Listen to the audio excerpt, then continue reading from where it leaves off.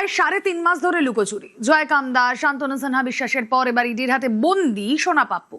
জমি জালিয়াতি থেকে তোলাবাজির অভিযোগ। 28শে মে পর্যন্ত ইডি হেফাজতে সোনা পাপ্পু। তাকে জেরা করে তদন্তের জাল গোটাতে চায় ইডি।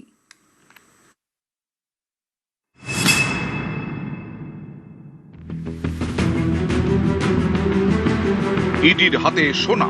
জয় কামদার, শান্তনু সিনহা বিশ্বাসের পর এবার ইডির হাতে সোনা পাপ্পু।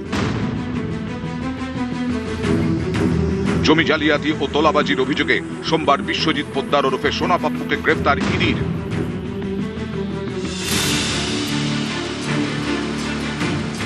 কাঁকুলিয়া কাণ্ডের পর দীর্ঘদিন গা ঢাকা দিয়েছিলেন। অবশেষে সোমবার ইডির অফিসে হাজির হন কসবার ত্রাস সোনা পাপ্পু। সোমবার সিজিওতে ঢোকার মুখে সব অভিযোগ অস্বীকার।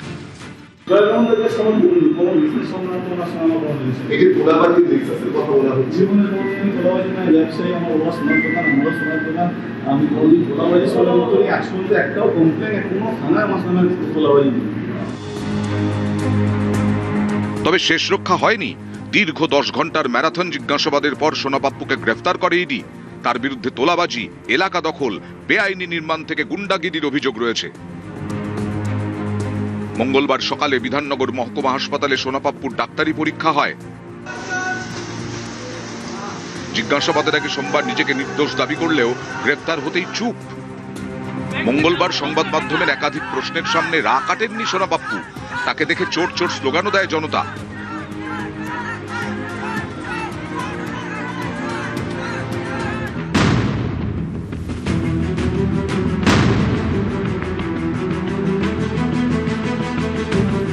মঙ্গলবার ব্যাংকশাল আদালতে পেশ করা হয় সোনা পাপ্পুকে। সেখানেই সোনা পাপ্পুর বিরুদ্ধে বিস্ফোরক সব অভিযোগ করে ইডি। আদালতে ইডি আইনজীবী সওয়াল করেন, এই ব্যক্তি সমাজ বিরোধী, জমি দখলের দায়িত্বে ছিল। শান্তনু সিনহা বিশ্বাস ও জয় কামদারের হয়ে কাজ করত। জোর করে খুব কম দামে জমি বিক্রি করতে বাধ্য করত। পুলিশের এফআইআর নাম ছিল, ইসিআইআরেও নাম আছে। বাড়িতে তল্লাশিতে বেআইনি আগ্নেয়াস্ত্র মেলে। স্ত্রীর নামে অস্ত্র কিনেছিল জয় কামদারের থেকে। 30টি বেআইনি সম্পত্তি আছে এদের নামে। কসবায় 7 কোটি টাকার সম্পত্তি 1.5 কোটি টাকায় কিনেছিল। তদন্তে অসহযোগিতা করেছেন বারবার, সমন পেয়েও আসেননি। 2 কোটি 14 লক্ষ নগদে জমা পড়েছিল এসপি কনস্ট্রাকশন সংস্থার নামে। অন্য সংস্থায় জমা পড়ে 15 কোটি টাকা।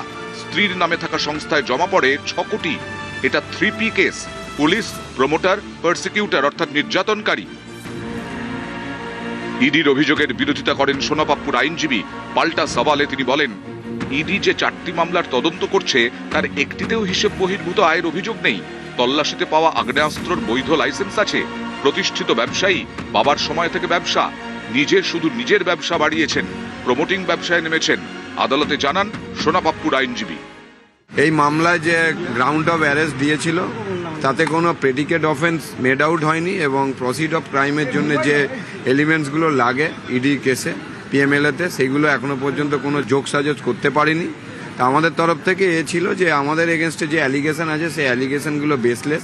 সব কটা এফআইআর ওনার নাম আছে। ওনার বাড়িতে ইলিগাল আর্মস পাওয়া গেছে এবং একটা আর্মস পাওয়া গেছে যেটা উনি কামদারের কোম্পানির থেকে কিনেছিলেন। তার 15 দিন পরেই একটা ঘটনা ঘটেছে। তারপর দেখা গেছে যে ওনার কাছে ক্যাশে প্রায় 1.5 কোটি টাকা জমা হয়েছে আর ওভার 2.5 ইয়ার্স প্রায় 16-17 কোটি মানে হেভি ট্রানজাকশন হয়েছে এবং অনেকগুলো প্রপার্টি যেটা কেনা হয়েছে আন্ডার ভ্যালু। সুতরাং এই আন্ডার ভ্যালু প্রপার্টি কেনা হয়েছে ভয় দেখিয়ে।